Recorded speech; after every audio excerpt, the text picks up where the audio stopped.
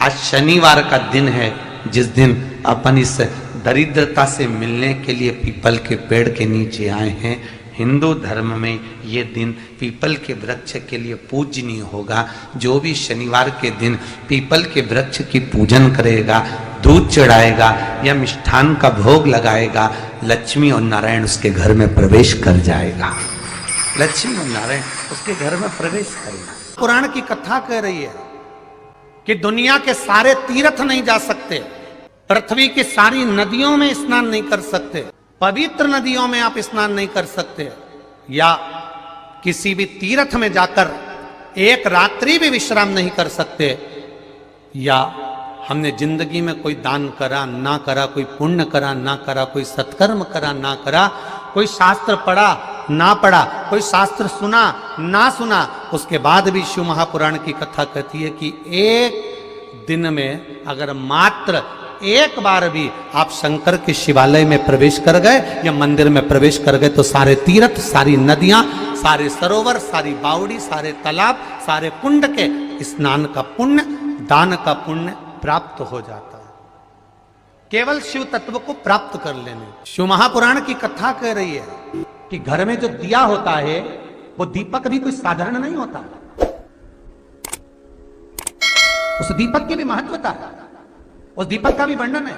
महाराज एक बात और बहुत अच्छे से सुनिएगा, शायद आपकी जिंदगी को सवार हो, शायद आपके जीवन को सवार हो।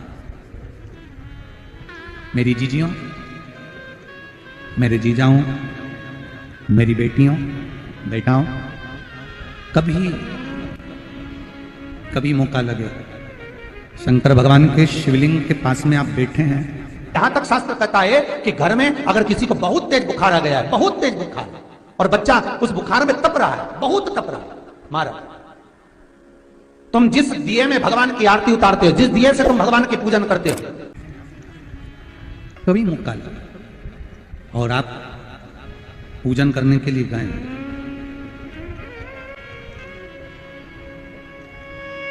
कभी पूजन करने के लिए, और आपको शंकर भगवान के शिवलिंग के पास में या शंकर भगवान के शिवलिंग के ऊपर कनेर का अगर पीला फूल देखा है ना आप लोगों ने, अरे बोलो तो जमके, देखा है? कनेर का यदि पीला फूल शिवलिंग के आसपास में या शंकर भगवान के ऊपर कहीं रखा हुआ भी दिख जाए, विषम परिस्थिति हो, बहुत हिम्मत ना हारते हो, तभी भगवान अकेले में एकांत में आप पहुंचे उनके पूजन के लिए, कनेर का पुष्प वहां रखा है, चाहे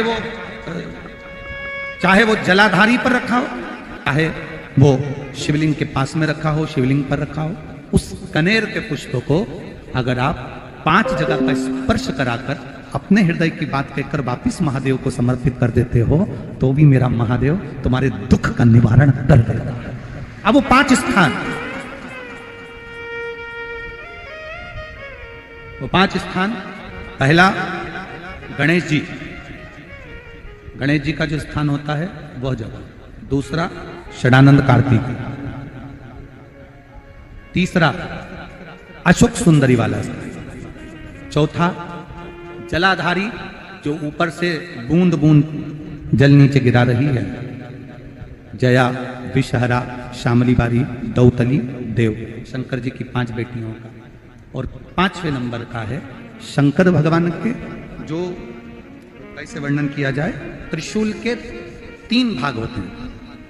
करें दर्शन आप लोगों ने, जैसे सामने त्रिशूल लगा है, इस त्रिशूल के ऊपर देखेंगे तो 3 भाग दिख रहे हैं, नजर आ रहे हैं सबको? त्रिशूल का जो 3 भाग होता है, उस 3 भाग का जहां ज्वाइंट होता है, जहां मिलता है, एक जगह पर देखो तीनों भाग एक जगह पर मिले हुए, 3 भाग का जहां मिलन होता है, 5वां स्थान, ये 5वां स्थान, यहां पर स्पर्श कराकर शिवलिंग पर अपनी कामना कर कर श्री शिवाय नमस्तुभ्यम कहकर बाबा से अपने मन की बात कहकर जो समर्पित कर देता है, हम 3 महीना भी नहीं कहेंगे, हम तो कहेंगे अगर ज्यादा दुख है 3 दिन इंतजार करना, मेरा बाबा उस दुख को मिटाएगा। 3 महीना बहुत दूर, पर करना है दिल से। और कई तरह के दीपक होते हैं, दीपक का भी विधान वर्णन किया गया, उस दिए का भी वर्णन किया गया। यहां तक शास्त्र कहता है कि घर में अगर किसी को बहुत तेज बुखार आ गया है, बहुत तेज बुखार, और बच्चा उस बुखार में तप रहा है, बहुत तप रहा है, मारा, तुम जिस दिए में भगवान की आरती उतारते हो, जिस दिए से तुम भगवान की पूजन करते हो, उस दिए की बत्ती को नीचे डाल दीजिए और उस दिए को पानी की बाल्टी में धो दीजिए। कौन सी बाल्टी में? जिस बाल्टी के पानी से आप बच्चे को स्नान करा सको। मारा, केवल भगवान पर से ले जाकर, पास में से ले जाकर उस बाल्टी में थोड़ी देर डाल दो और उस बाल्टी के पानी से उस बच्चे को स्नान करा दीजिए। 15 से 20 मिनट, आधा घंटा लगेगा बच्चे का। बड़ी बेचैन दिख रही हो तुम, क्या बात है? पार्वती जी कहती है देवव्रत, काश्मीर प्रदेश का एक भक्त देवव्रत बेलपत्री के वृक्ष के नीचे बैठकर आपका मंत्र जाप कर रहा। मैं आपको जगाना नहीं चाहती थी, पर बेलपत्री के वृक्ष के नीचे लक्ष्मी झाड़ू लगाती है, सरस्वती वीणा बजाती है, इंद्राणी उस बेलपत्री के वृक्ष के नीचे जल का सिंचन करती है, 33 कोटि देवी देवता उस बेलपत्री के वृक्ष की जड़ में विराजमान होते हैं। इसलिए देवव्रत एक बार पंचाक्षर मंत्र बोलता है तो वो 33 करोड़ बार गिना जाता है, ऐसा बेलपत्री का वृक्ष होता है। बेलपत्री के वृक्ष के नीचे एक बार अगर भगवान का नाम लिया जाता है तो वो 33 करोड़ बार, 33 कोटि बार गिना जाता है। एक मंत्र केवल नमः शिवाय, ओम नमः शिवाय, नमः शिवाय, ओम नमः शिवाय, 33 कोटि बार गिना है, 33 कोटि। कितना सुंदर लिखा है। फिर वही वाली बात आ गई जो पहले कथा में कहा, अपने लिए अच्छा वाला घी छाट के लाना, अच्छी कंपनी का लाना, और जब यज्ञ करने बैठे, पूजन करने बैठे, हवन करने बैठे, भगवान का कोई पाठ पूजन करवाई, पूजा वाले दुकान पे बोलना कि पूजा का घी चाहिए। तो वो पूजा का सामान बेचने वाला भी चतुर था, उसने पूजा का ही घी दिया। तो इन्होंने पूछा भैया ये घी कितने का? तो क्या 80 रुपए का? तो 80 रुपए का आधा किलो? तो क्या पूजा का है? भारत की भूमि पर इस मृत्यु लोक में, पूरे विश्व में ऐसे कई घर हैं जिनके घर में गुजारा करने की भी आफत है। पहनने के कपड़े नहीं, किसी के यहां पर भोजन नहीं, किसी के यहां जमीन नहीं, किसी के यहां दुकान नहीं, कोई कोई पूरी जिंदगी किराए के मकान में निकाल देता है। नहीं, मेरा एक निवेदन है, इस कथा को जितने छत्रपति संभाजी नगर के श्रोता भाई बहन श्रवण कर रहे हैं उनसे निवेदन करूंगा, आप हाथ का ठेला लगा रहे हो, सब्जी का ठेला लगा रहे हो, फल का ठेला लगा रहे हो, धक्के की जिंदगी जी रहे हो, दरवाजे पर बैठे हो, कहीं ना कहीं तुम दास्य भाव की जिंदगी जी रहे हो, तकलीफ में जिंदगी जी रहे हो, बहुत दुख की जिंदगी जी रहे हो, बहुत कष्ट की जिंदगी जी रहे हो, उनसे केवल निवेदन करूंगा 3 महीने 2 जगह पर जल चढ़ाना प्रारंभ कर दीजिए, केवल 3 महीने। एक शंकर भगवान के शिवलिंग पर, दूसरा बेलपत्री के पेड़ के नीचे, 2 जगह पर जल चढ़ाना 3 महीने लगातार चालू कर दो, बाबा तुम्हारा हाथ पकड़कर तुम्हें उन्नति की सीढ़ी पर चढ़ा देगा। हमें कोई चमत्कार करना नहीं आता और ना हम कोई तंत्र विद्या या मंत्र विद्या जानते हैं, ना हमारे पास में बेल है, ना हमारे पास में भभूति है, हमारे पास में तो केवल शिव का नाम है। आप श्री शिवाय नमस्तुभ्यम बोलो, ओम नमः शिवाय बोलो, नमः शिवाय बोलो, चाहे महामृत्युंजय मंत्र बोलो, उसका स्मरण करते करते भगवान शंकर के शिवलिंग पर जल, और उसी पात्र में जो जल तुमने शंकर जी को चढ़ाया है उसमें से बचा हुआ थोड़ा सा जल बेलपत्री के पेड़ के नीचे चढ़ाना प्रारंभ कर दो। अलग से बेलपत्री के पेड़ के नीचे चढ़ाने के लिए अलग से लोटा भर के जल जरूरत नहीं पड़ेगी। जो तुमने शिव जी को जल चढ़ाया, जो तुमने देवाधिदेव महादेव को जल चढ़ाया, बस उसी पात्र का जल शंकर जी को चढ़ाओ, उसमें से बचा हुआ थोड़ा सा जल बेलपत्री के वृक्ष के नीचे चढ़ाना प्रारंभ करना। कौन सा बेलपत्री का वृक्ष? जिसकी छाया आपके ऊपर आ रही हो। शिव महापुराण बड़ी सुंदर बात कहता है, ध्यान दीजिएगा। जिस बेलपत्री का पौधा तुम्हारे सिर का, और ये दोनों हाथ ऊपर कर लो, अपन खड़े हुए और खड़े होकर दोनों हाथ ऊपर करे, इतना बड़ा बेलपत्री का पौधा है, उस बेलपत्री के पौधे की पत्ती को कभी तोड़कर शंकर जी को नहीं चढ़ाना चाहिए। ध्यान रखना, कितना बड़ा पौधा। आप खड़े हो जाओ और खड़े होने के बाद आपका हाथ ऊंचा कर लेना। इतना बड़ा पौधा है, उस पौधे की पत्ती बेलपत्री को तोड़कर शंकर भगवान को कभी नहीं चढ़ाना। शंकर भगवान को उस बेलपत्री को, उस वृक्ष की पत्ती को तोड़ना चाहिए जो वृक्ष तुम्हारे हाथ से थोड़ा सा ऊंचा हो, जिसके लिए तुम्हें हाथ और ऊंचा करना पड़ रहा हो।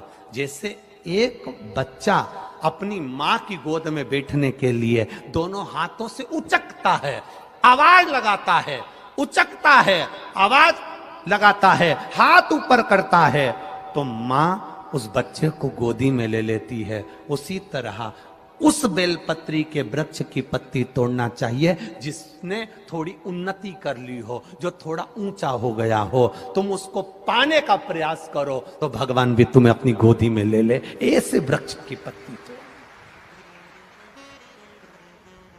अब तुम छोटा सा पौधा, बिल्कुल जरा सा पौधा, उसी की पत्ती तोड़कर महादेव को चढ़ाओगे, ये श्रेष्ठता नहीं। यदि बेलपत्री का पेड़ आपके यहाँ है और मान लो कई लोग बेलपत्री गमले में लगाते हैं या छत के ऊपर लगा देते हैं, बेलपत्री का वृक्ष जो होना चाहिए वो घर के ठीक पीछे के भाग में, पीछे के भाग। या बेलपत्री का वृक्ष अगर पीछे नहीं है तो आप अपने घर से जब बाहर निकलते हैं तो राइट हैंड की ओर बेलपत्री का वृक्ष होना चाहिए। आप जब घर से प्रवेश कर रहे हैं, बाहर की ओर निकल, वो सुख का अनुभव करा। यदि घर से निकलते समय बेलपत्री का पेड़ लेफ्ट में अगर आता है, आप जिस घर से निकल रहे हो लेफ्ट में अगर बेलपत्री का पेड़ आता है तो आप 1 रुपए कमाएंगे, 1.25 रुपए खर्च होगा, पैसा हाथ में टिकेगा नहीं। घर में 10 लोग भी कमा रहे हैं तो पैसा घर में दिखेगा नहीं, आएगा जरूर, सारे काम होंगे पर टिकेगा नहीं। यदि लेफ्ट में, राइट भाग का बेलपत्री सुख का अनुभव। बेलपत्री का वृक्ष घर में लगाओ तो घर के पीछे के हिस्से में लगाना चाहिए, और ऐसी जगह नहीं लगाना कि जहां पर बेलपत्र में गंदा पानी जाए या कोई गंदी वस्तु उसके नीचे पड़े। 33 करोड़ देवी देवता बेलपत्री के पेड़ के नीचे सोमवार के दिन, कोई रविवार के दिन, कोई मंगलवार, कोई बुधवार, कोई गुरुवार, कोई शुक्रवार, कोई शनिवार के दिन बेलपत्री के नीचे आकर 33 करोड़ देवी देवता हो तप करते हैं, साधना करते हैं। बेलपत्री के पेड़ का बड़ा प्रमाण है। एक बेलपत्री ऐसी होती है जो कि शंकर पर अगर चढ़ी हुई है तो वापिस उतार कर धोकर फिर शिव को चढ़ा सकते।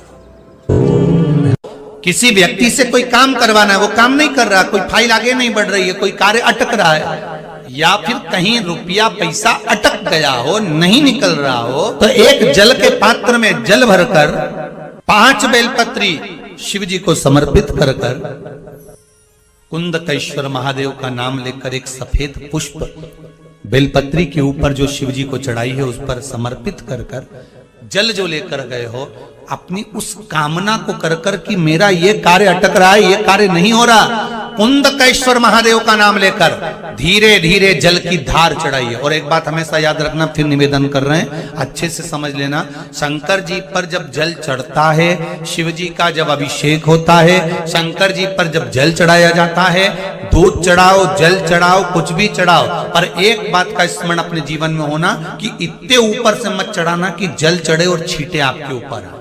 बहुत ध्यान दीजिएगा। हाँ, तो यहां तक वर्णन करा गया है कि शंकर जी का जल चढ़ा हुआ जहां से बहकर जाता है ना, उसको लांगा तक नहीं जाता। यहाँ लांगते हैं क्या? नहीं ना, परिक्रमा भी करेंगे तो वहीं से लौट कर वापिस इधर जाएंगे। शिव जी का जहां से जल बहकर जा रहा हो, चढ़ा हुआ जल जहां से बहकर जा रहा हो, उसको लांगा तक नहीं जाता। और कई लोग बड़े बड़े आनंद में शंकर जी पे इतनी ऊपर से जल चढ़ाएंगे तो वो छींटे पूरे अपने ऊपर आना चाहिए, शरीर पर आना चाहिए। नहीं नहीं, उसका दोष है महाराज, उसका दोष है। आप भगवान को अगर जल चढ़ाओ, दूध चढ़ाओ, तो मान लो अगर जैसे एक सरल भाषा में समझ लो और अच्छे से, कि जैसे ये शिवलिंग है शंकर जी का, ये शिवलिंग है, और आप जल चढ़ा रहे हो तो इतनी ऊपर से छोड़ोगे तो पानी का छींटा तो अपने ऊपर आएगा।